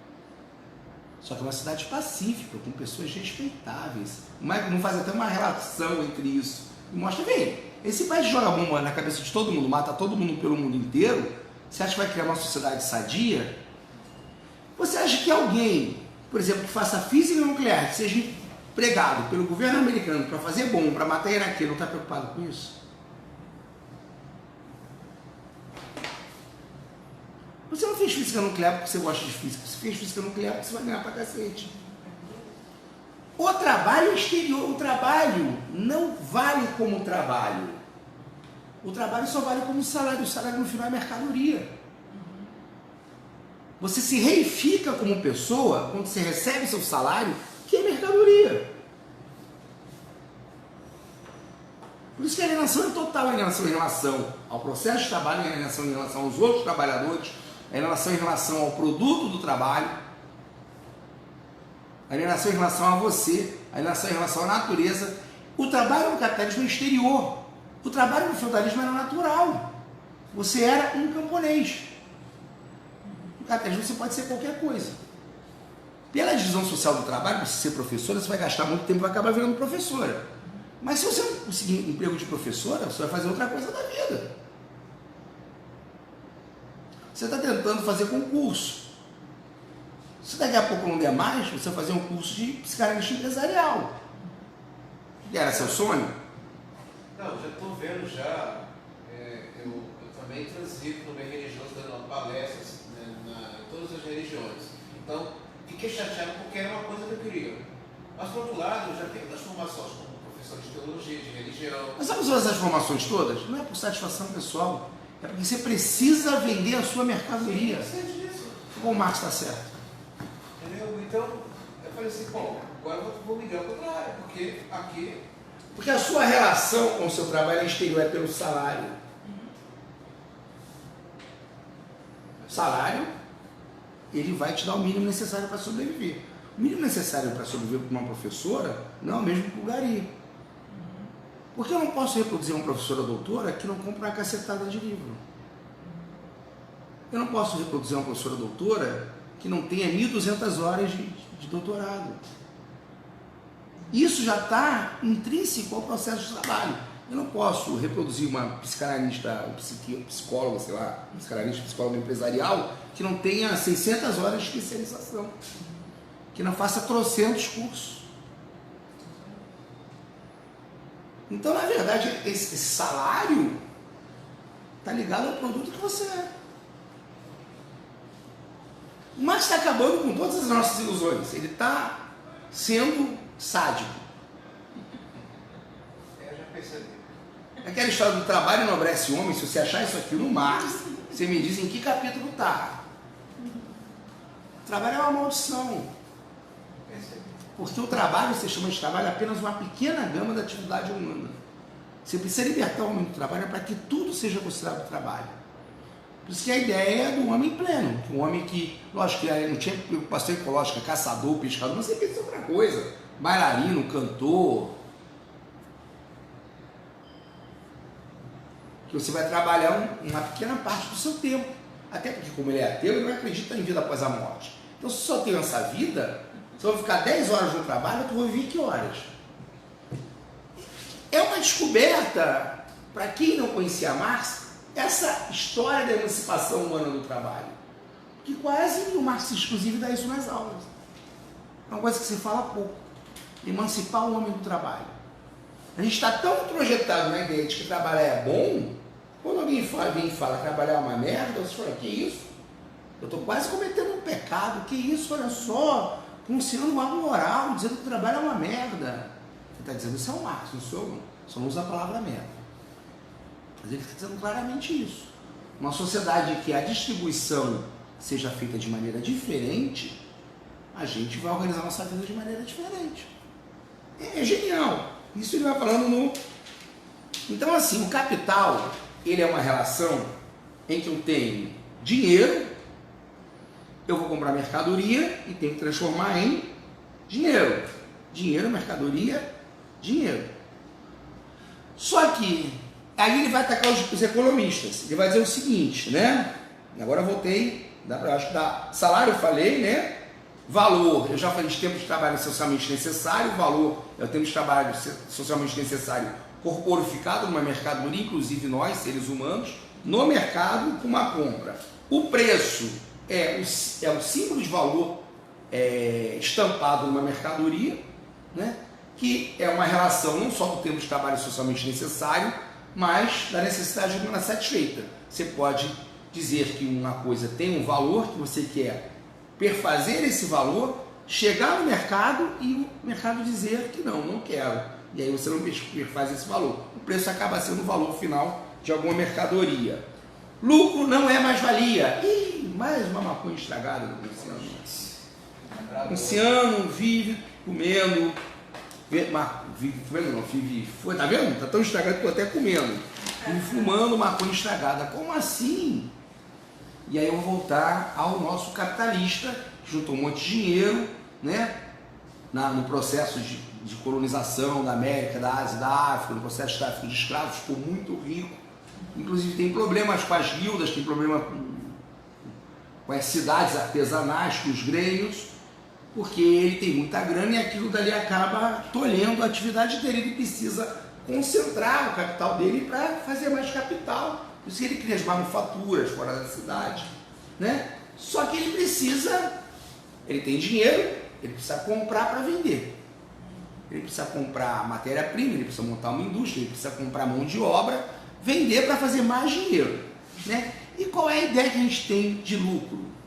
O lucro, você faz o lucro, eu produzi esse caderno a R$10, mas vou vender ele a 20. Então o que é o lucro no senso comum? E vários economistas defendem, é uma venda a maior. Se eu comprei a 10 e vendi a 20, eu ganhei 100%, não foi isso? Né? Então, ótimo. Só que quando eu for comprar papel para fazer um caderno, o cara que fez papel também faz isso.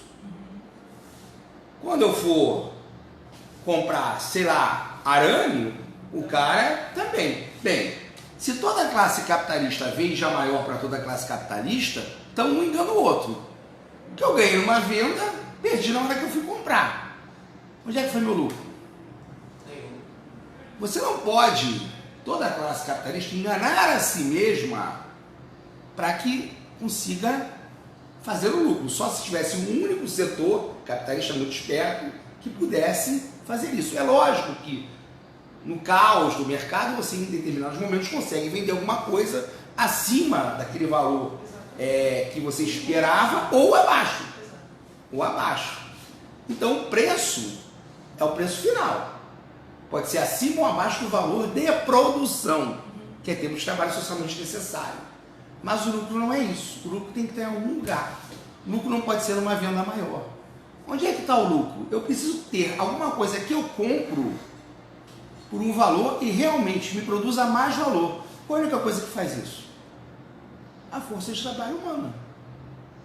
Eu comprei a Cássia para ser minha operária. Eu pago R$1.000 de salário para ela. Mas eu não comprei o trabalho da Cássia, eu comprei a força de trabalho da Cássia. Então, como é que o lucro não é mais valia? Calma, não precisa me bater. Não, deixa eu Não, o lucro, ele só existe por conta da mais-valia, mas ele não é a mais-valia. Ele não é a mais-valia. Por quê? A Cássia vai trabalhar de graça para mim. Ela vai trabalhar 2 dias para pagar o salário dela. Quem paga o salário da Cássia é a Cássia. Vai trabalhar 5 dias de graça para mim. E esse dinheiro, esse valor eu vou incorporar e vai entrar na mercadoria que vai para o mercado. Isso é a mais-valia. Só que a mais-valia, então meu lucro é de 250%. A mais-valia que o industrial incorpora, ela é segmentada. Por quê? O Marx diz o seguinte, não existe mais-valia no setor de serviço. Agora, existe produção sem polícia? Existe produção sem estrada? Existe produção sem escola para produzir a próxima geração operária? Estou dizendo que essa é a teoria do Marx. Tem gente que discute a mais-valia no setor de serviço. Então, esse percentual que eu tenho de sobretrabalho da Cássia não dá só meu lucro.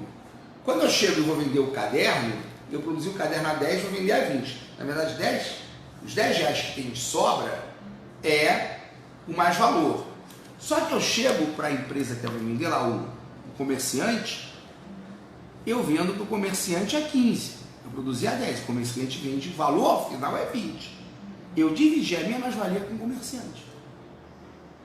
O comerciante não produz mais-valia.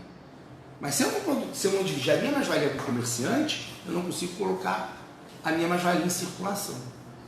Na verdade, a mais-valia que, entre aspas, o comerciante extrai dos trabalhadores dele que estão vendendo, eu já extraí da Cássia antes. Eu tenho que compartir esta mais-valia em um monte de coisa. Imposto, entendeu? Ela vai trabalhar para pagar o custo dela, uma série de outros custos, e ainda vai gerar meu lucro. Mas o lucro seria uma parte da mais-valia. Se eu falo que lucro é igual a mais-valia, né? Eu não tenho como pensar depois em segmentar essa mais-valia nos vários valores que ela vai perfazer. Entendeu por que o Marx vai separando tudo? Salário, preço. Preço é o valor final. Mas o valor final não é determinado pelo preço, é determinado pelo mercado. Valor, né? Mais-valia, que é o mais-valia, o tempo de trabalho não pago, que é segmentado, lucro, que aí é o lucro final, inclusive dividido pelos vários setores, né? De tudo aqui, eu acho que eu só não falei uma explicação. Eu ainda vou entrar em mais-valia absoluta, mais-valia relativa, a gente vai voltar a falar de mais-valia. Então, o único produto que eu posso comprar que me dá lucro ao final, porque produz mais valor, é a acácia, que é o trabalhador. Que é um produto que eu compro ele pelo seu valor, eu compro o valor de uso dela, pago um valor, mas no valor de uso que ela me dá um valor de troca a mais. O único produto capaz de dar um valor de troca a mais para o capitalista é o homem. Por isso que a mecanização absoluta de tudo, ela cria um grande problema. Por mais que você possa aumentar a mais-valia segmentando ela infinitamente, você pode não gerar os consumidores que vão fazer com que essa circulação seja ininterrupta. Por quê? Dinheiro só pode gerar dinheiro se eu produzir mercadoria que eu levo ao mercado e vendo. Dinheiro, eu tenho um capital de 1 bilhão, eu produzo, boto no mercado internacional, sou uma grande corporation, quero tirar 1 bilhão e 100. Para isso eu tenho que comprar trabalho. Se a minha mais-valia absoluta cai e a minha relativa, depois de falar de mais-valia absoluta e relativa, aumenta porque eu produzo mais e eu preciso produzir muito mais para compensar a queda da mais-valia absoluta, mas eu incorporo menos trabalho em cada produto, o grande problema é que essa crença de que eu vou botar 1 bilhão e tirar 1 bilhão e 100 lá no final, pode não acontecer. Eu posso projetar isso e no final tirar 900 milhões. E ter uma diminuição no meu capital. A mais-valia, por isso que não existe uma relação societária entre mim e a Cássia que é trabalhadora. Eu, capitalista, e a Cássia que é trabalhadora. Porque embora ela vá pagar com o próprio trabalho dela, o salário dela, eu adianto em geral os meios de subsistência dela. Se eu chegar no mercado, colocar no mercado e a venda não for realizada, é problema meu, não é problema da Cássia. Então, é isso que eu estou te perguntando lá atrás, que eles justificam essa questão da mais-valia. A mais-valia, historicamente, ela é uma expropriação de uma classe inteira por outra. Então eles querem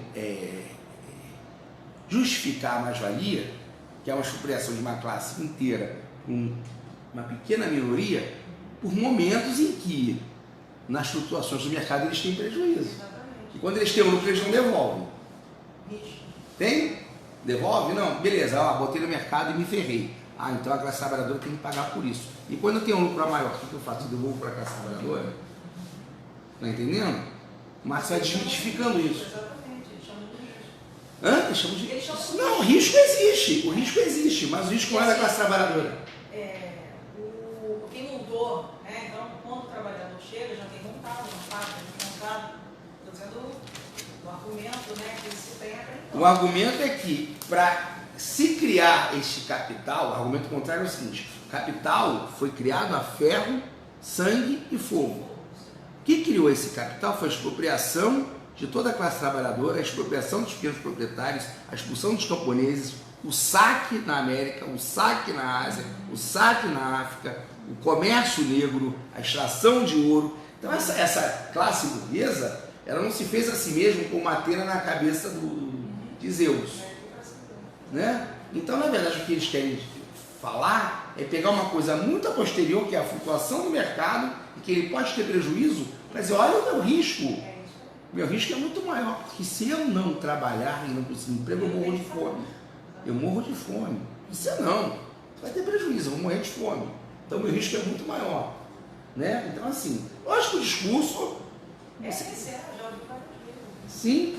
Então, assim, por isso que o Marx fala, dinheiro não gera dinheiro, D não gera D1. Se não tiver mercadoria no meio, que é permeada pela mão de obra. A mão de obra é a única mercadoria que você compra ela por um valor de troca, e ela no seu valor de uso, eu ao usá-la, ela me dá mais valor de troca, nenhuma outra faz. Nem máquina. Máquina, por mais que ela produza, ela vai deixar naquele produto o mesmo valor que ela tinha antes. Então você tem que ser permeado pelo trabalho para gerar mais valor.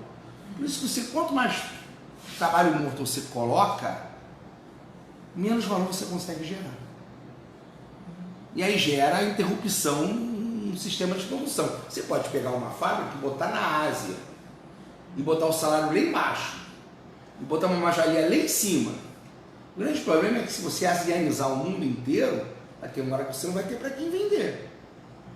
Eu boto uma fábrica na Ásia e vendo na Alemanha. Mas se eu desempregar demais na Alemanha, não vou ter alemão para vender.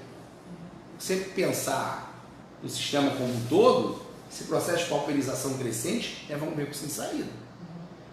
Tem saída enquanto você tem oásis de abundância. Eu exploro a pobreza aqui e vendo o lucro ali e a uma empresa ali. Mas conforme os oásis de abundância vão se esgotando, vender para quem? E é isso que o Marx fala, tem uma hora que vai vender para quem? Subprimes dos Estados Unidos. Não, nossa, vamos multiplicar o lucro infinitamente, que dinheiro gera dinheiro. E aí a quebra do sistema não provou, dinheiro não gera dinheiro. Salário, preço, lucro, trabalho, força de trabalho, necessidade social, já tinham falado, a gente volta a falar de necessidade social, é que eu falei. Não só você, muita gente, por exemplo, né, tem coisa mais bem estruturada para o capitalismo do que a universidade? A universidade forma mão de obra e forma de acordo com a necessidade do mercado. Ela bota todo mundo onde tem que estar e ainda endeusa o discurso da meritocracia. Você é rico porque, nossa, você fez uma faculdade de medicina, você estudou 7 anos, você fez residência, você tem que ganhar muito. E o pobre, quando muito, vai ser professor. E lamba os beiços. Você coloca cada um no seu quadradinho e ainda justifica o discurso. Ainda fala, não, está todo mundo... Meritocracia. Mas essa meritocracia também explica muito as necessidades sociais criadas. O discurso da lacração, do empoderamento, porque não é um discurso da emancipação. Na verdade, se eu vim da favela e conseguir chegar, e outros da favela não podem chegar. Por isso que eu falei que é um discurso capitalista. Eu falei que os caras queriam me bater, eu falei, é um discurso capitalista, porque é o seguinte, em vez de eu pensar, vou acabar com a favela, eu vou acabar com a favela, não é coisa com a história do Whitson não, tá? Não é botando helicóptero no tiro não. Né? Não pode ter favela. Não pode ter favela. Um socialista não pode ter favela. Não é romantizar a favela é lindo, não é. Não pode ter favela. Não pode ter favela. Não pode ter casa de um jeito e casa de outro jeito. Então tem que ter casa digna. Né? Aí eu tenho que pensar no projeto de emancipação conjunto da classe. Não um projeto de, não, peraí, mas eu vou dar aqui a ascensão social a guetos dentro da classe. Falar, olha que lindo. Por isso que, por exemplo, o projeto de cotas que eu defendo, ele tem que ser um projeto que discute a desigualdade na sociedade, não que o eternize. Mas a gente tem cota aqui, não precisa mexer na estrutura. Temos cotas aqui que dá ascensão, mas dá ascensão com uma minoria.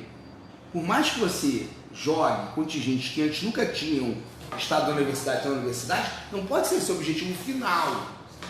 O final não pode ser esse. Tem que ser como em Cuba. Cuba tem um monte de problema, mas universalizou o ensino público. Quem quer entrar, entra. Quem quer entrar na Universidade de Cuba, entra. Nosso discurso, nesse sentido, tem que ser o máximo. Inclusive, quando eu falo de anticapitalismo, são discursos que a esquerda parou de fazer, que a gente tem que voltar a ter coragem de fazer. Não tem que ter universidade privada no Brasil. Como é que acaba com a universidade privada? Universaliza a universidade pública. Universalizou, acabou. Qual idiota vai fazer universidade privada se é tudo gratuito? Ninguém vai. Se tiver universidade pública em quantidade para todos que queiram fazer universidade, não vai ter mais universidade privada. Na Finlândia proibido por lei. Não precisa proibir. Não, mas é sendo marxista, não precisa proibir. Sendo um marxista. Você vai vender gelo no Alasca? Sim. Vai vender picolé no Alasca? A questão é essa, tem para todos. Vai vender aquecedor no deserto do Saara? Não, beleza, proibiu. Tá, mas se tem educação universal, quem vai? Se eu tenho faculdade de medicina em cada esquina como em Cuba, quem vai pagar 5 mil por mês? Aí a gente vai pagar, tá, paga. Dane-se, eu tenho uma aqui que foi o que o Chávez fez, por exemplo, na Venezuela. E sem ser socialista. Não estou dizendo que o Chávez é socialista não, tá? Defendo o Chávez, nunca falei que era socialista. Socialismo não é socialismo na Venezuela. É uma outra discussão. Sim. Mas, por exemplo, tinha universidade lá, universidade pública, tradicional, que era impermeável ao governo chavista. O pessoal já estava encastelado lá, não deixava, ele criou a universidade dele. Encheu de aluno. Continuou dando dinheiro para outra, não estimulou a outra. Mas beleza, não ficar aí, não vai deixar, eu faço a minha. Então assim, você para acabar com a universidade privada, você não precisa tacar uma bomba nela, vou encampar tudo, não precisa fazer essa guerra. Vai aumentando a verba, o que você pode fazer é não dar mais verba para a universidade privada. Verba pública não, sobrevive com a verba privada. Ou o SUS, se você universaliza o SUS, por que no fundo, parte da categoria de médico não quer universalizar o SUS? Não quer que o SUS funcione? Se o SUS funcionar, acabou a clínica particular. Esse discurso anticapitalista a gente tem que resgatar. Radical. Não é possível. Mesmo um governo socialista moderado, socialista social-democrata como o do PT, esses discursos que o pobre assente socialmente tendo direito ao plano de saúde é um discurso nefasto e a gente incorporou, inclusive, nossos sindicatos de servidores públicos cobrando maiores valores de plano de saúde. Nós incorporamos. Nós não tivemos a coragem de fazer um discurso radical de defesa do Sistema Único de Saúde. Não sei por quê. Já fui apedrejado, já me xingaram, já me vaiaram porque eu fiz esse discurso. Fiz em assembleia do meu sindicato. O pessoal falando, achando que eu tinha fumado maconha estragada, pensando que eu estava maluco. Eu falei, ué. Porque a gente naturaliza a ideia de que é isso. Não, eu fiz um concurso público, por que o Estado não pode pagar em plano de saúde privado? Por que não, criatura? Por que não? O Estado não tem que pagar plano de saúde privado para servidor público. O Estado tem que investir no SUS de maneira que universalize o sistema e a gente não precisa mais de plano de saúde privado. Isso é socialismo. Isso está dentro, por exemplo, de uma leitura do capital. Né? Você acabando com esse mercado, o valor do salário do médico vai cair muito. Tem que ser para todos. Não, e você vai aumentar o salário de todo mundo. Não é questão de, o médico ganha muito. Não é isso. Não é isso. A medicina não pode ser uma casta. A medicina não pode ser uma casta, não pode ser um local onde vou colocar meu filho porque ele vai enriquecer. Por exemplo, você fala isso para o cubano, o cubano fica olhando para sua cara. Eu acho que não sei se vocês já conversaram com médicos cubanos. Eles não entendem muita medicina no Brasil. Eles não entendem, tipo assim, mas como assim? Por que esse pessoal está com tanta raiva? Não faz nenhum sentido para mim. Não faz nenhum sentido para mim, porque para eles lá, a medicina não é para ganhar dinheiro. A medicina é para curar as pessoas. E aí já o princípio socialista é muito grande. Você vê como o fetiche morreu. O fetiche morreu completamente. Você não tem uma categoria fetichizada, correndo atrás de, vou ganhar muito dinheiro. Faz sentido mesmo. Sim, né? Deu para entender salário, preço, lucro, força de trabalho? Deu para entender? Pode perguntar, eu falei muito rápido, Anel. Não, eu até queria te perguntar, mas não sei se é de agora. Se Pode não perguntar. for, a gente pode falar. Eu vou lá à frente, não tem problema. Não, classe e categoria, porque teve um momento que você falou, você ia falar classe e você falou assim. Não, categoria. Classe, não, categoria. Tem duas grandes classes sociais só. A burguesia e o proletariado. No meio dessas duas classes, assim, classes sociais. Classe é de acordo com a distribuição dos meios de produção. Na verdade, só tem duas classes. Duas grandes classes. A detentora dos meios de produção e a despossuída. Entre essas duas existe uma outra, a classe média, ou a pequena burguesia, que são aquelas pessoas que têm pequenos meios de produção, pequenos meios de produção, cara que tem um pequeno açougue, até o dono do Uber, não o do caixa dos tartaruga, o dono do carrinho, né? Que tem pequenos meios de produção, uma pequena burguesia em geral, e dentro da classe trabalhadora, além desses pequenos proprietários de diversos tamanhos, pequenos e médios proprietários de diversos tamanhos, que realmente não fazem parte da burguesia, fazem parte dessa pequena burguesia, eles não são os burgueses. O burguês é o grande proprietário dos meios de produção. Esse 0,1% é esse 1%. Não é esses 20% que está ali no meio achando que vai virar e nunca vai virar. E 70% a grande maioria é do fudido. Ferrado. Mas o Marx escreveu sobre a classe média? Falou no pequena burguesia. Pequena burguesia. que ele vai dizer que são shopkeepers da época, chamamos o termo shopkeeper, mas ele bota também funcionários, porque um funcionário, um capataz de uma fábrica, embora não tivesse nada, ele tinha uma relação com o dono da fábrica que era diferenciada, ele não se via como classe trabalhadora. Tem a questão da pertença de classe.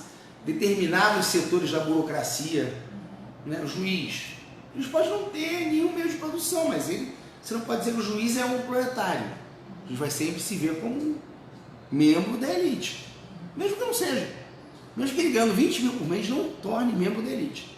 30 mil não torna membro da elite, mas ele vai se ver como... A pequena burguesia tem essa característica, né? De mesmo não sendo parte da elite, pensar... Marx já falava isso. Ele fala no Capital, que essa classe de pequena burguesia, mesmo não fazendo parte da elite, ela pensa como elite. E ela só se alia ao proletariado quando está em vias de se proletarizar. Eu acho que está pequeno, e não é uma teologia não, eu acho que está pequena burguesia. Isso, não é tudo professor da pequena burguesia não, tem muito professor proletário. Mas não é o professor que ganha mais.